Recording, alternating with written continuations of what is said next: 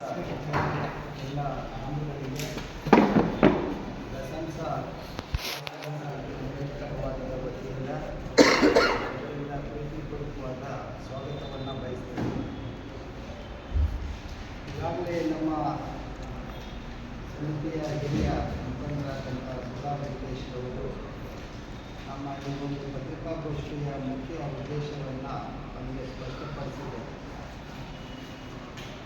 ವಿಶೇಷವಾಗಿ ದಲಿತ ಚಳವಳಿ ಕಳೆದ 5 ದಶಕಗಳ ಹೋರಾಟದ ಫಲವಾಗಿ ಈ ರಾಜ್ಯದ ದಲಿತ ದಮನಿತ ಸಮುದಾಯಗಳು ಸ್ವಾಭಿಮಾನದ ಒಂದಷ್ಟು ಬದುಕನ್ನು ಕಾಣೋದಕ್ಕೆ ಸಾಧ್ಯ ಆಗಿದೆ ಅನ್ನುವಂಥದ್ದು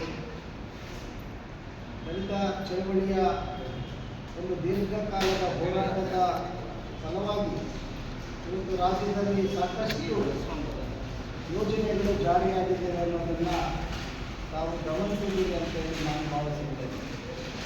1978ರಲ್ಲಿ ನಡೆದಂಥ ಸಿದ್ಲೀಪುರ ಭೂ ಹೋರಾಟದ ಮೂಲಕ ಸುಮಾರು 1 ವರ್ಷಗಳ ಕಾಲ ನಡೆದಂಥ ಆ ಹೋರಾಟದ ಫಲವಾಗಿ ಬಂದಿದ್ದ ತಿಳಿದುಕೊಂಡಿದ್ದಾರೆ. ಅನಂತರ ದರಖಾಸ್ತು ಹೋರಾಟ ಆರಂಭ ಆಗಿ ಸಾವಿರಾರು ಎಕರೆ ಭೂಮಿಗಳು ಬಡವರಿಗೆ ಸಿಕ್ಕುವ ಒಂದು ಅವಕಾಶ ಸಿಕ್ತು. ಮತ್ತು ಏನು ಜನ ಎಲ್ಲ ಕುಡಿದು ಸಾಯ್ತಾ ಇದ್ದರು, ವಿಷದ ಒಂದು ಆ ಪದಾರ್ಥವನ್ನು ಹಾಕಿ ಆ ಎಲ್ಲ ಸಪ್ಲೈ ಆಗ್ತಾ ಇತ್ತು. ಅದನ್ನು ಕುಡಿದಂಥ ಬಡವರು, ರೈತರು, ಕೂಲಿ ಕಾರ್ಮಿಕರು ಅದರಲ್ಲಿ ಜೀವ ಕಳ್ಕೊಳ್ತಾ ಇದ್ದರು.